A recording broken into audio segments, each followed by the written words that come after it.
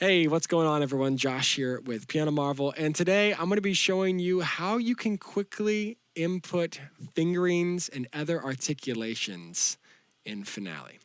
So, first things first, let me just do a quick shout out to Valerie Casimir, the Piano Marvel teacher who recommended this. She's awesome. She's done a lot of fun stuff with us over the years. So, thank you to you for your awesome suggestion. I hope you and other teachers will bring more. First things first, let's jump into it. So, let me just show you what you're going to be able to do by the end of this video. Okay, you're going to be able to easily add fingerings to notes very quickly, and also make them go above or below. Or let's say you want to also do stuff like add like maybe an accent or staccato. You'll also be able to do stuff like this. So these are the kind of workflow efficiencies that we're going to be working on. And I'm going to be showing you some of the tips and tricks that I've learned over the few years, many years of using Finale now, 6 or 7 years. So let's jump into it. I think the first thing that we should cover is actually just adding fingerings, because that's something that I find myself doing a lot, and I've definitely done over the years, is adding fingerings. So, and that was one of the things Valerie was very curious about too, is how do you add fingerings quickly, okay? So, got this articulation tool right over here. You got to make sure that you're on it. So I'm going to press escape, and hopefully me having this camera where you can see my mouse here and this actual physical computer keyboard is helpful. So I'm going to try to go through this slowly. So adding fingerings on here, the slow way you would do this is you would turn on this articulation tool, you would click here, and then this big articulation selection would show up, and you could say, I want to add, whatever, finger numbers. I want to add staccato, staccatissimos, tenuto with this staccato thing. I don't even know what the name of that is off the top of my head. But all these different things you can add.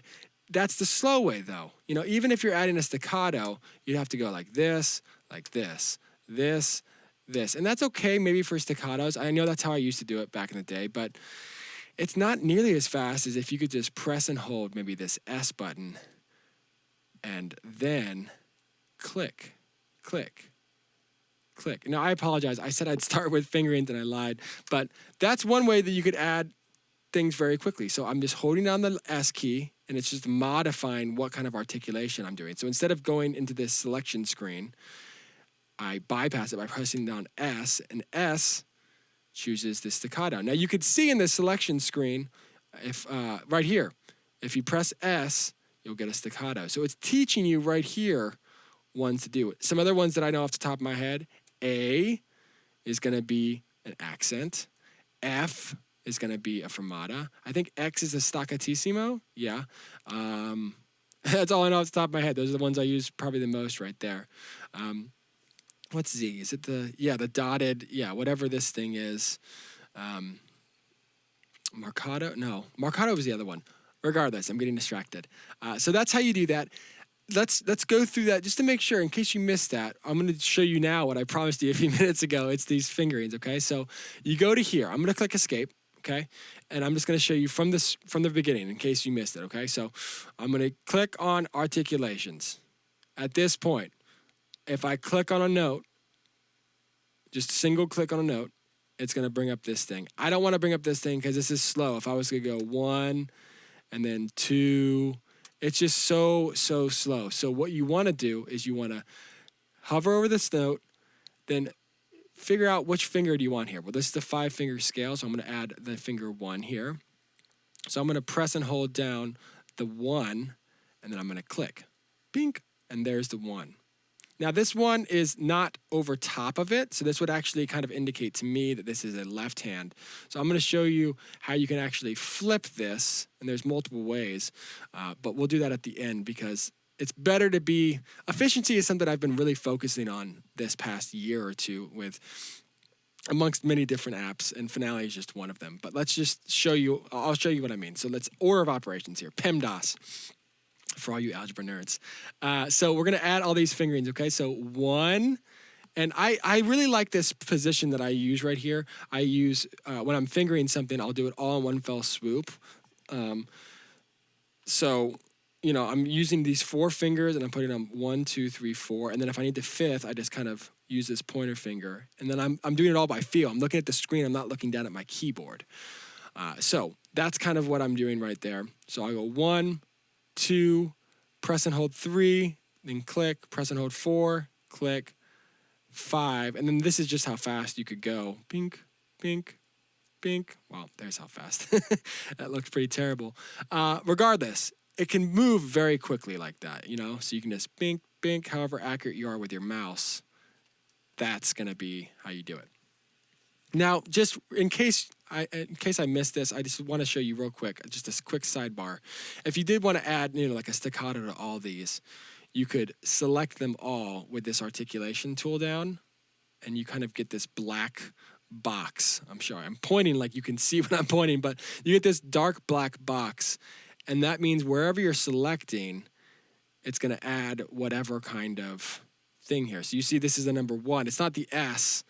This 1 right here is referring to this top left thing, not this S, okay? So this is this box, articulation 1. So I know that 1 is a staccato. Boom. And it's going to add staccatos to all those. So that's just a quick little sidebar. But now, getting back to what I wanted to say, if we want to move all these above, this is something that Valerie was asking me, hey, why, she put all her fingerings like this, like above. And it didn't cross over in Piano Marvel. And I believe the reason is, I haven't checked the XML, but I'm pretty sure I understand how Finale exports stuff. I believe that if you just move this, Finale is not actually telling, like, what you need to do is you need to tell Finale, hey, all these fingerings are above the note head, not below it. Right now they're below it, which is wrong.